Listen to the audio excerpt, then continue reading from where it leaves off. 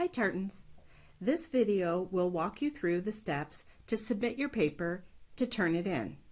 Turnitin is an application that compares your writing with other writing and points out where there are similarities. In high school, running your papers through Turnitin is a common process. You will need to have your paper saved in a file that you can access when you are on a Surface or a laptop. Sadly, Turnitin does not work well on an iPad.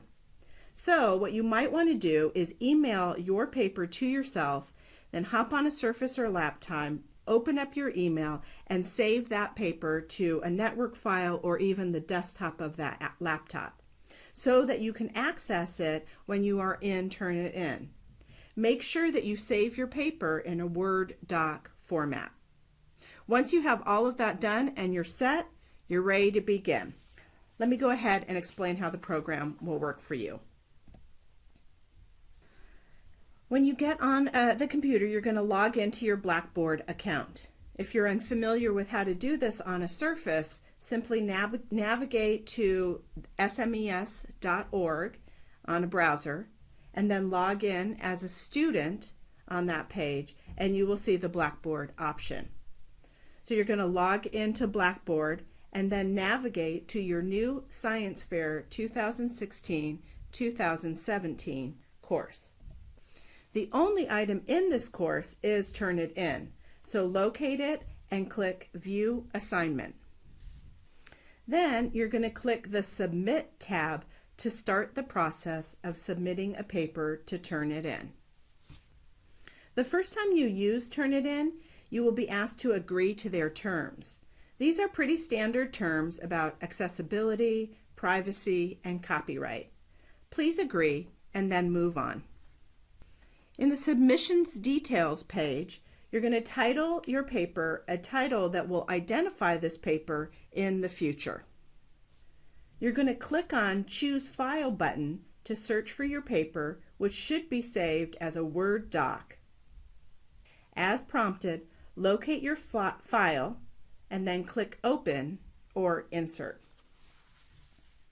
Then click or check the Notice box. Here you are confirming that you wrote this paper. Don't send a paper that isn't written by you through Turnitin. Then click Submit Paper. Back at the Submissions inbox, it will show you the title of the paper that you're uploading, the date and time, and then it will say that it is pending. Pending means it is uploading the paper. Because it is a large file, and maybe because you're uploading at a busy time on the network, this process can take a long time. Like, really a long time. So don't panic. Eventually, you'll be able to click on the title and open up the analyzed paper. The first time you use Turnitin, it will offer you an option to flip through a short introduction tutorial. I'd recommend you do so. It's pretty quick, and then you'll be more familiar with how to navigate and get the most out of Turnitin.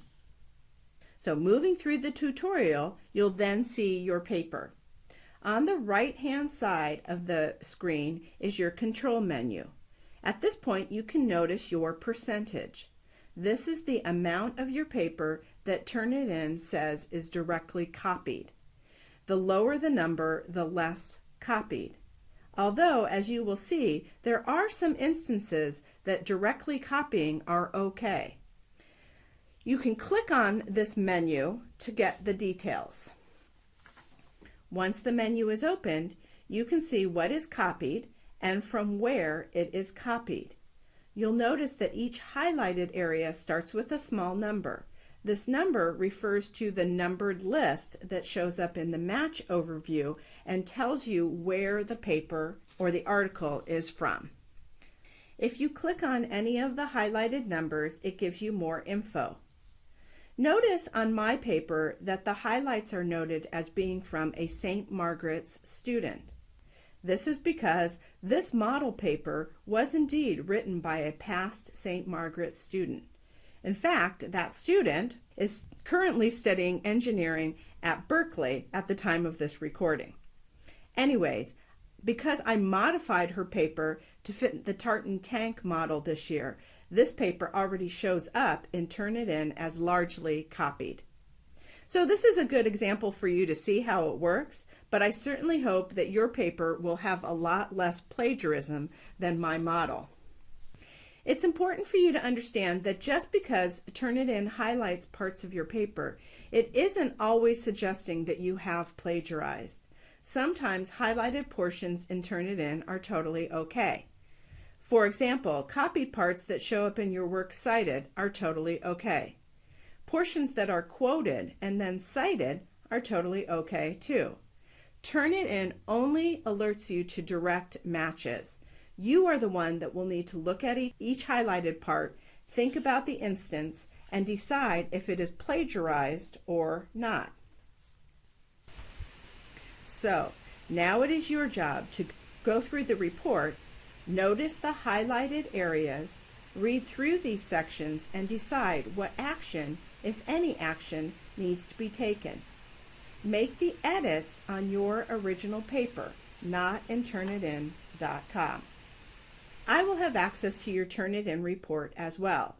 I use this only as a reference of your first draft. So you will be turning in a revised paper copy in a few days. So I will compare your revised paper with the Turnitin report. My last but most important tip on this is that you get one shot to submit your paper. Once you get to this screen, when it's pending and you have a paper ID, that's it. Please don't resubmit your papers. What will happen is your paper will already be scanned into Turnitin. And so if you rescan it into Turnitin, it will be marked as 100% plagiarized. And that won't bode well for your report. So you get one shot to turn it in. You're going to make your corrections on your document and then hand in your paper copy. I hope this video tutorial has been helpful. Please feel free to contact me, Mrs. Magana, with any questions.